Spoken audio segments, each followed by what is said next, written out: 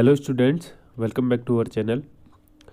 आज हम देखेंगे 2016 के पेपर के टीचिंग एप्टीट्यूड वाले सेक्शन को। इसके बाद हमारा रह जाता है 2016 का रीजनिंग का पेपर ओनली, ठीक है। और बाकी सारे पेपर हमने सॉल्व करवा दिए गए हैं।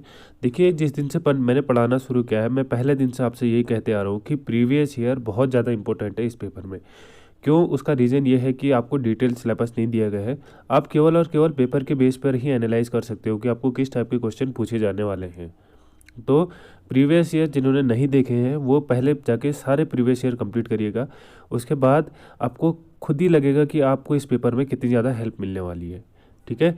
प्रीवियस ईयर पेपर ज़रूर देख लीजिएगा, 2014 का, 2016 का हमारा चल रहा है अभी, और 2020 और 2022 वाला जो पेपर था वो हमने सॉल्व करवा रखे हैं। सारे के सारे आपको प्लेलिस्ट पे मिल जाएंगे। अगर आपको टेलीग्राम ग्रुप से जोड़ना है जहाँ पर पेपर की पीडीएफ वगैरह सारी प्रोवाइड करी गई हैं, तो आप नीचे डिस्क्रिप्शन पर दिया गया लिंक है, वहाँ पर से टेलीग्राम ग्रुप से सीधे जुड़ सकते हैं। चलिए शुरू करते हैं आज के इस सेशन को। टीचिंग एप्टीट्यूड को हम लेंगे, स्टार्टिंग के 25 क्वेश्चन हम इस पर सॉल्व करेंगे और समझेंगे कि एक क्वेश्चन को सॉल्व करने के साथ साथ क्या पैटर्न रहता है क्वेश्चन को समझने का, ठीक है, क्यों ऐसा हो रहा है। तो पहला क्वेश्चन है, अगर कक्षा में एक छात्र लगातार अपनी आंख रगड़ता है और श्यामपट्ट पर दिए गए कार्य पर ध्यान नहीं देता तो वह है, ठीक है, समायोजनात्मक समस्या। दूसरा है श्रव्य या समस्या या बहरापन, ठीक है। तीसरा है दृश्य समस्या और चौथा है उपरोक्त सभी। देखिए, अगर कक्षा में एक लगातार छात्र अपनी आंख रगड़ता है और श्यामपट्ट पर दिए हुए कार्य पर ध्यान नहीं देता तो कहीं ना कहीं उसे दिखने में प्रॉब्लम हो रही होगी, ठीक है। उसे विजुअलाइजेशन में दिक्कत हो रही होगी, तो ये आएगी हमारी दृश्य समस्या के अंतर्गत आएगी, ठीक है। ऑप्शन सी इसका राइट आंसर हो जाएगा। आगे चलते हैं, क्वेश्चन नंबर 152।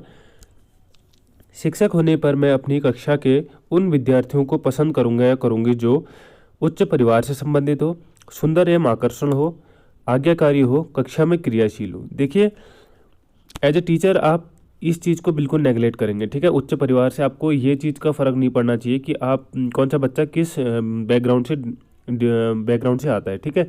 सुंदर एवं आकर्षण ये भी नहीं होना चाहिए।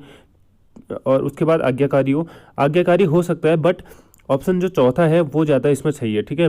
टीचिंग एप्टीट्यूड में मैं पहले ही बता चुका हूँ, ऑप्शन आपको 2 ऑप्शन या 3 ऑप्शन सही हो सकते हैं, बट आपको वही चूज करना होता है जो सबसे ज़्यादा सही रहता है, ठीक है। कक्षा में क्रियाशील छात्रों को टीचर पसंद करना ज़्यादा बेटर रहता है। ऑप्शन डी इसका राइट आंसर हो जाएगा। आगे चलते हैं, एक सेकेंड।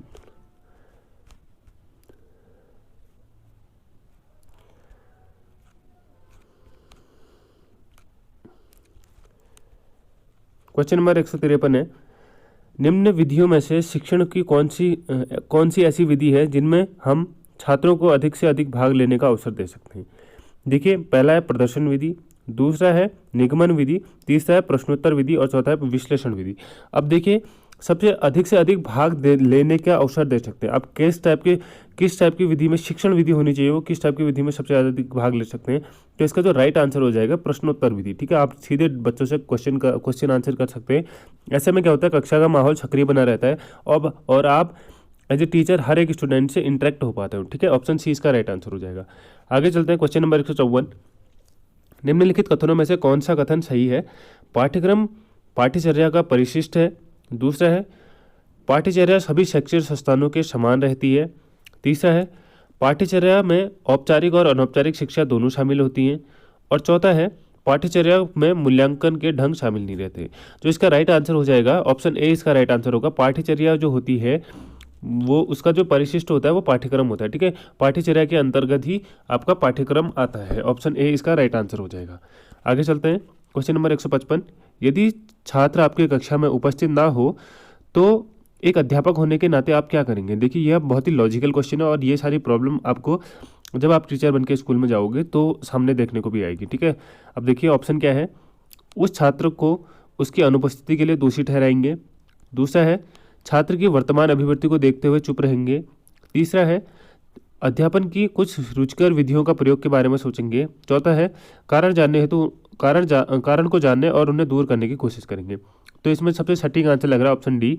ऑप्शन डी इसका राइट आंसर हो जाएगा। पहले कारण जानेंगे, उसके बाद उन्हें दूर करने की कोशिश करेंगे। बाकी ऑप्शन क्यों नहीं होंगे? देखिए, छात्र को दोषी नहीं ठहरा सकते, हो सकता है कि कोई रीजन हो उसकी वजह से नहीं आया हो। छात्रों की अभिव्यक्ति को देखते रहे चुप रहेंगे, ठीक है, अगर आप चुप रहे तो वो चीज़ भी गलत है। तीसरा है अध्यापन की कुछ विधियों का प्रयोग करने के बारे में सोचेंगे, ठीक है, ये सोचने की बात कर रहा है, जबकि यहाँ पर अगर ऐसा होता कि नई विधियों का प्रयोग करेंगे, ठीक है, तो वो भी सही हो सकता था, लेकिन पहले आपको कारण जानना जरूरी है, तो इसलिए आपका ऑप्शन डी राइट आंसर हो जाएगा। आगे चलते हैं क्वेश्चन नंबर 156। विद्यार्थियों का सर्वोत्तम मूल्यांकन निम्नलिखित पद्धतियों में से किससे किया जाता है, ठीक है, सबसे ज़्यादा मूल्यांकन, सबसे अच्छा मूल्यांकन किसके थ्रू किया जाता है। पहला है पाठ्यक्रम के अंत में मूल्यांकन।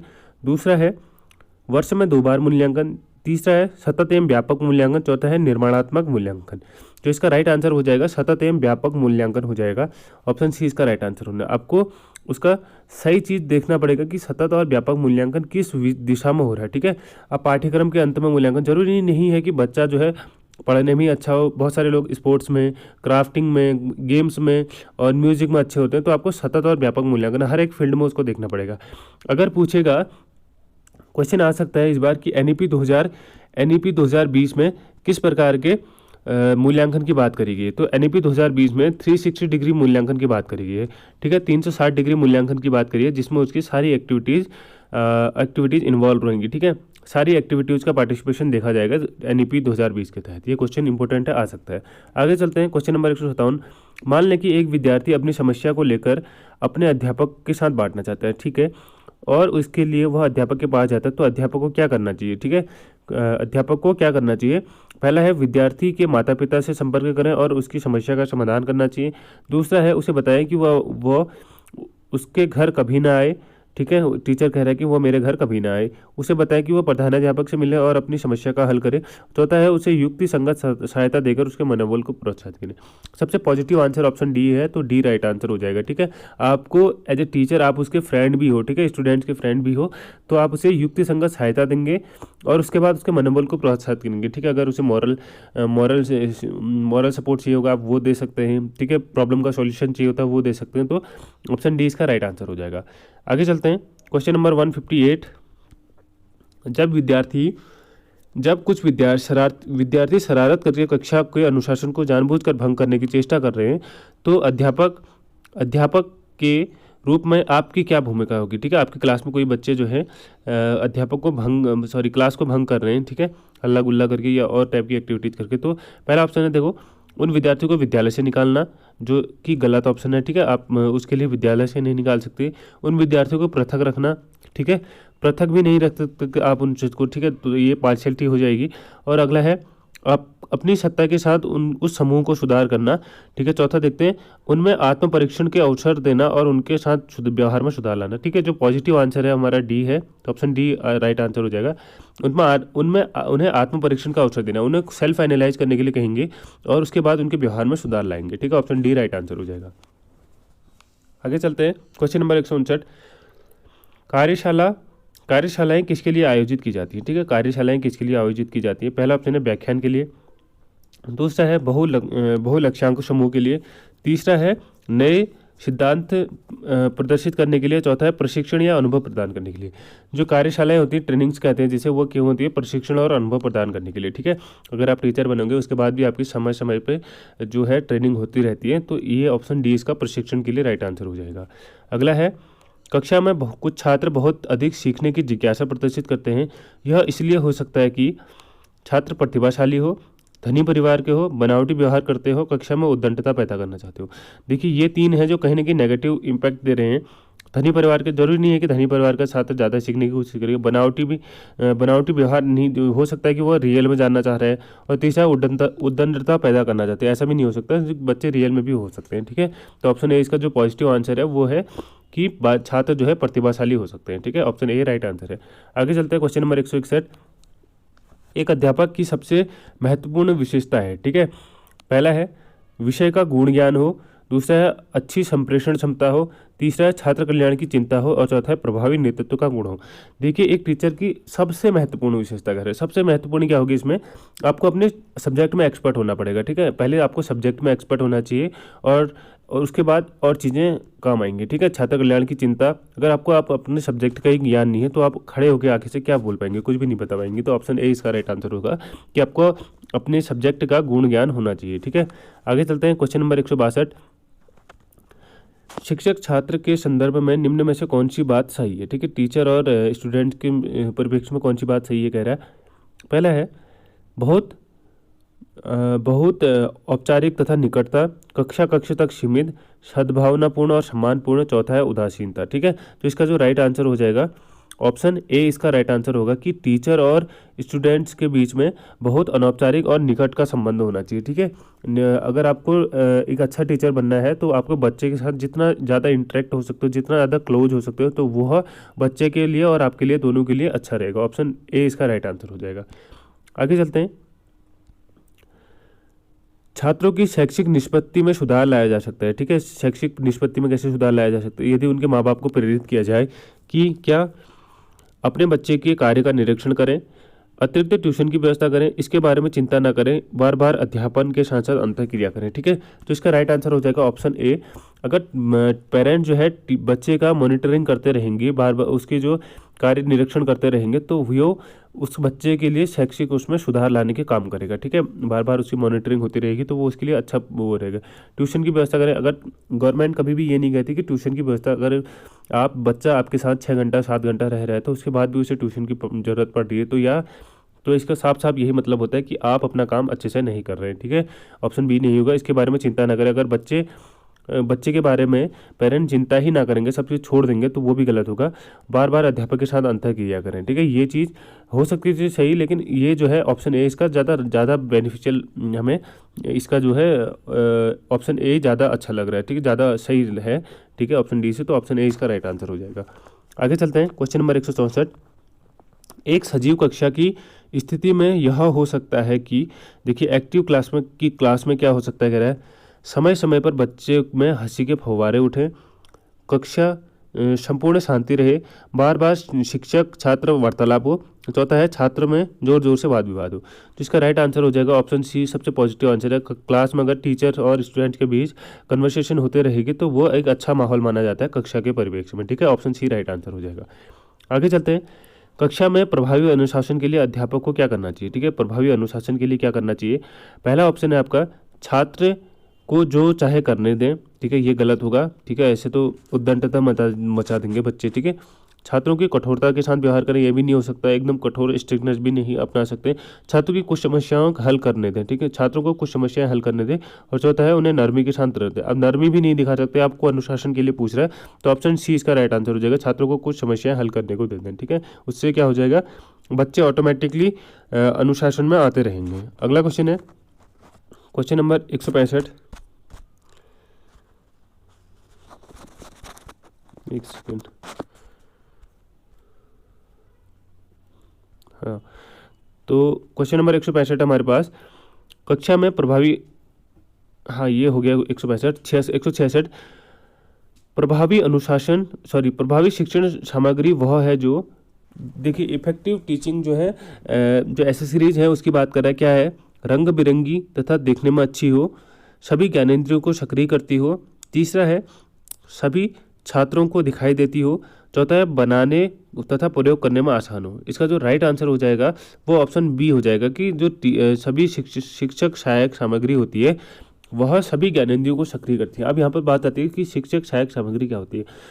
वे सभी सामग्री जो एक टीचिंग प्रोसेस को इजी करते हैं वो शिक्षण सहायक सामग्री कहलाते हैं। जैसे बच्चों को अब चार्ट के थ्रू ABCD का चार्ट, पहाड़ों का चार्ट, ये सारी चीज़ें किस में आती है, शिक्षण सामग्री के अंतर्गत आती हैं। ठीक है, चार्ट्स हो गया, कुछ ऐसी क्रिएटिव क्राफ्ट्स होते हैं उनके थ्रू हो गया। ठीक है, तो ये किस में आते हैं, सभी ज्ञानेंद्रियों को सक्रिय करते हैं। ऑप्शन बी इसका राइट आंसर हो जाएगा। आगे चलते हैं। क्वेश्चन नंबर 167, छात्रों में वे अध्यापक लोकप्रिय होते हैं जो, देखिए कौन से अध्यापक लोकप्रिय होते हैं, उनके साथ निकटता बना लेते हैं। पहला ऑप्शन है उनके साथ निकटता बना लेते हैं। दूसरा है उनकी समस्याओं के समाधान में सहायक होते हैं। तीसरा है अच्छे अंक प्रदान करते हैं। चौथा है उन्हें अतिरिक्त ट्यूशन पर शुल्क पढ़ाते हैं। इसका जो राइट आंसर हो जाएगा ऑप्शन बी। अगर आप टीचर होने के नाते छात्रों की समस्याओं का समाधान करते हैं तो वो ज़्यादा लोकप्रिय होते हैं।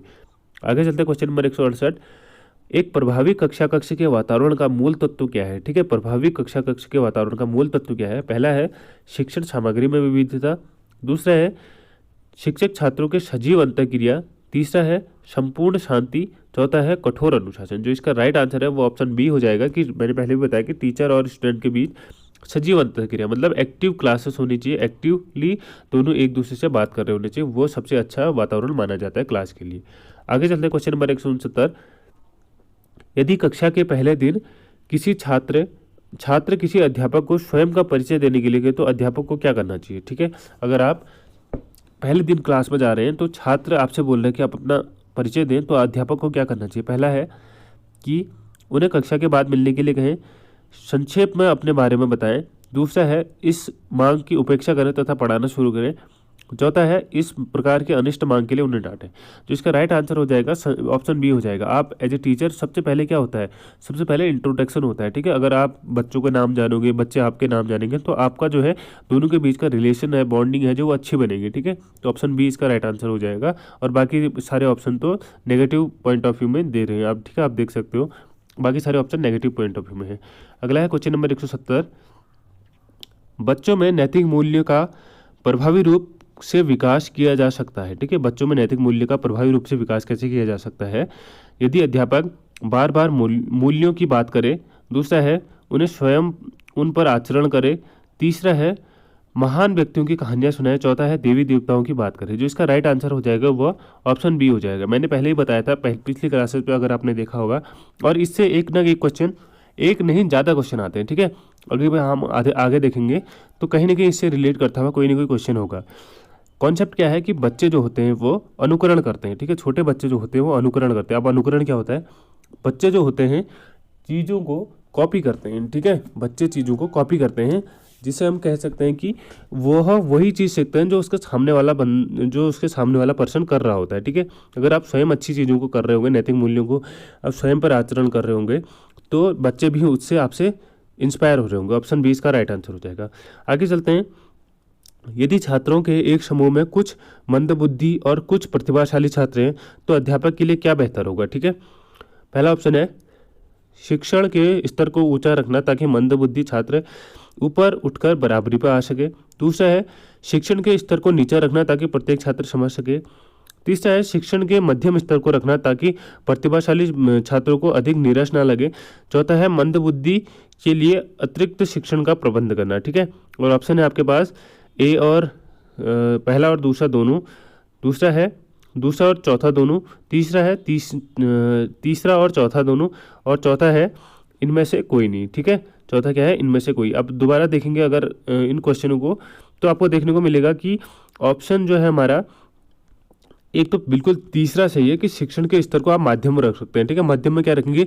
जो छोटा जिसको कम आता है उसके लिए थोड़ा सा वो सीखने के लिए वो होगा, और जो ऊपर वाला बच्चा है उसका रिवीजन हो सकता है, या उसको भी अच्छा लग सकता है कि हाँ ये तो मेरे को आता है करके।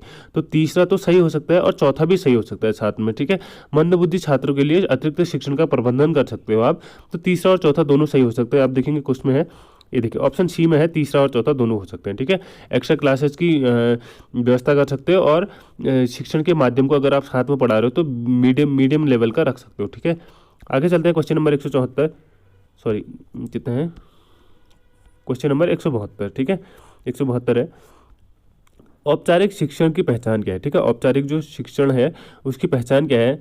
निश्चित स्थान, निश्चित लक्ष्य, निश्चित समय सारणी, और चौथा है ये सभी। जो इसका राइट आंसर हो जाएगा ये सभी हो जाएगा। ठीक है, औपचारिक शिक्षा में क्या होती है? निश्चित स्थान होता है, जो औपचारिक शिक्षा आपको स्कूल में मिलती है। ठीक है, अनौपचारिक शिक्षा आपको समाज से मिलती है। स्कूल में क्या होता है? निश्चित स्थान होता है, निश्चित टारगेट्स होते हैं आपको, जैसे पाठ्यक्रम और करिकुलम को लेकर आपका निश्चित टारगेट रहेगा कि आपको कितने टाइम में क्या चीज़ करनी है, और निश्चित समय सारणी। ठीक है, आपका निश्चित टाइम टेबल रहता है। तो ये सारी चीज़ें औपचारिक शिक्षा के अंतर्गत आती है। अनौपचारिक शिक्षा जिसमें ऐसे सीखने का कोई टाइम बॉन्डिंग नहीं होती। आप देखिए कोई शिक्षा हम मार्केट में चल रहे होते, किसी व्यक्ति ने कोई अच्छी बात बोल दी, हमें अच्छी लग जाती है, तो हम उसे फॉलो कर सकते हैं। इस टाइप की शिक्षा जो हमें समाज के थ्रू मिलती है या अपने परिवार से मिलती है, ये अनौपचारिक शिक्षा कहलाती है। ठीक है, इसका निश्चित स्थान, निश्चित लक्ष्य और निश्चित समय नहीं होता है। औपचारिक शिक्षा का ये सब चीज़ें होती है। आगे चलते हैं क्वेश्चन नंबर 173। पाठ्यपुस्तक के विषय में कौन सा कथन अनुचित है, कौन सा कथन गलत है कह रहा है पाठ्यपुस्तक के विषय में? पहला ऑप्शन है पाठ्यपुस्तकों की सहायता से एक निश्चित समय में विभिन्न विषयों का ज्ञान प्राप्त किया जा सकता है। कौन सा कथन अनुचित है, कह रहा है। ठीक है, ऑप्शन ए तो बिल्कुल सही है कि विषयों का ज्ञान प्राप्त किया जा सकता है। दूसरा है, पाठ्य पुस्तकों की सहायता से विद्यार्थी कक्षा में सुनी हुई बातों को घर पर भी समझ सकता है तथा पुनरावृत्ति का आसान। बिल्कुल ये भी सही है कि अगर आपने कुछ पढ़ाया उसको तो किताब के थ्रू वह उसे घर में रिविजन भी कर सकता है और अपने अच्छे से समझ भी सकता है। तीसरा ऑप्शन है, पाठ्य पुस्तकों से प्राप्त संपूर्ण ज्ञान व्यवहारिक होता है तथा उसकी अत्यधिक उपयोगिता है। ठीक है, अब देखिए ये थोड़ा गलत हो सकता है कि जो ज्ञान होता है वो व्यवहारिक नहीं होता। ठीक है, व्यवहारिक मतलब आपके रियल स्टेट पे जो रियल लाइफ पे जो बेस्ड है, वो सारी चीज़ें रियल लाइफ पे बेस्ड नहीं होती। आज जैसे अगर आप किसी बच्चे को कहानी बता रहे हो तो उसमें क्या होता है कि जो छोटे जानवर होते हैं वो बात कर रहे होते हैं। ठीक है, जो छोटे बच्चों की किताब होती है उसमें जानवर जो है बात कर रहे होते हैं आपस में, आपने देखा होगा, लेकिन वो ज्ञान जो है व्यवहारिक नहीं होता। तो इसलिए ऑप्शन सी हमारा जो है वो गलत हो जाएगा। ठीक है, चौथा कहता है, अधिकांशतः यह पाया जाता है कि पाठ्य पुस्तक का प्रयोग विद्यार्थी के रटने की प्रवृत्ति को बढ़ाता है। ठीक है, ऐसा भी होता ही है। ठीक है, पाठ्य पुस्तक का प्रयोग विद्यार्थी के रटने की प्रवृत्ति को बढ़ाता है। कौन सा सही नहीं है कह रहा था, तो ऑप्शन सी इसका राइट आंसर हो जाएगा, सी नहीं है। आगे चलते हैं, क्वेश्चन नंबर 174, पाठ योजना से तात्पर्य। ठीक है, लेसन प्लान से क्या तात्पर्य कह रहा है, पढ़ाए जाने वाले पाठ को स्वयं पढ़कर जाना। दूसरा है, उन सभी बातों का विवरण तैयार करना जिनमें शिक्षक कक्षा के अंदर एक निश्चित समय में पूरी करने की इच्छा रखे। ठीक है, ऑप्शन बी ये है। ऑप्शन सी है, छात्र से पूछे जाने वाले सभी प्रश्नों का विवरण तैयार करना और उत्तर तैयार करना। ठीक है, और चौथा है, छात्रों से पूछे जाने वाली सभी प्रश्नों की सूची तैयार करना। ठीक है, अब देखिए जो इसका राइट आंसर हो जाएगा, लेसन प्लान होता है। लेसन प्लान आपको क्या करना पड़ता है, क्लास में जा रहे हो तो सभी एक्टिविटीज़ को ध्यान में रखोगे। ठीक है, क्लास में जाने के बाद सभी एक्टिविटीज़ जो आपने प्लान होगी वो सब चीज़ों का विवरण क्या होता है, लेसन प्लान कहलाता है। ठीक है, उन सभी बातों का विवरण तैयार करेंगे जिन्हें शिक्षक कक्षा के अंदर एक निश्चित समय में पूरा करने की इच्छा रखता है। ऑप्शन बी इसका राइट आंसर हो जाएगा। देखिए आगे चलते हैं, क्वेश्चन नंबर 175, और ये लास्ट क्वेश्चन होगा आज की इस वीडियो का। इस वीडियो का पार्ट 2 जो होगा वो हम अगली वीडियो पे प्रोवाइड करेंगे। ठीक है, नेक्स्ट वीडियो में कहाँ गया, हाँ ये रहा क्वेश्चन। ये लास्ट क्वेश्चन है, समस्या समाधान अधिगम का प्रत्यक्ष संबंध है। ठीक है, समस्या समाधान अधिगम का प्रत्यक्ष संबंध है। अब देखिए ये टर्मिनोलॉजी जो है थोड़ा सा इंग्लिश मीडियम वालों को थोड़ा सा दिक्कत करती है हिंदी में। तो ये पेपर तो 2016 का था। ठीक है, तो इसमें क्या बनता था, इंग्लिश में नहीं बनता था, लेकिन अब जो आएगा वो बाइलिंगुअल में आएगा, तो आपको समझने में वहाँ पर थोड़ा ईजी रहेगा। ठीक है, इसका जो ऑप्शन है, चिंतन स्तर से समस्या समाधान अधिगम का प्रत्यक्ष संबंध किससे है, चिंतन स्तर से, स्मृति स्तर से, अवबोध स्तर से, और इनमें से कोई नहीं। इसका जो राइट आंसर हो जाएगा वो ऑप्शन ए हो जाएगा। समस्या समाधान आप किससे का अधिगम जो माना जाता है वो चिंतन स्तर से। आप खुद उसे चिंतन करोगे, उस पर एनालाइज करोगे तो समस्या का समाधान अधिगम प्रत्यक्ष संबंध हो जाएगा उससे। ठीक है, अगर आप उस बातों का चिंतन करते हो, उस बात का एनालाइज करते हो, तो ऑप्शन ए इसका राइट आंसर हो जाएगा। ये थे टीचिंग एप्टीट्यूड 2016 के पेपर के स्टार्टिंग के 25 क्वेश्चन हम इसको अगली वीडियो पे बहुत जल्दी ही आपके साथ प्रोवाइड करेंगे। ठीक है, मैंने पहले ही बता दिया कि प्रीवियस ईयर बहुत अच्छे रहते हैं, इस एग्ज़ाम के लिए बहुत अच्छी तैयारी आपको उपलब्ध करा देंगे। ठीक है, प्रीवियस ईयर के बेस पे ही आपका एनालाइज हो पाएगा कि किस टाइप के पेपर जो आते हैं और क्या उसका सिलेबस रहता है, क्या आपको चीज़ें इंपॉर्टेंट है, क्या चीज़ आपको पढ़नी है, क्या चीज़ नहीं पढ़नी है। ठीक है, चलिए अगर आपको वीडियो पसंद आए तो वीडियो को लाइक करिएगा, चैनल को सब्सक्राइब करिएगा और शेयर करिएगा वीडियो को उन दोस्तों के साथ जो डीएलएड की तैयारी कर रहे हैं। थैंक्स फॉर वॉचिंग, मिलते हैं नेक्स्ट वीडियो में, तब तक के लिए बाय।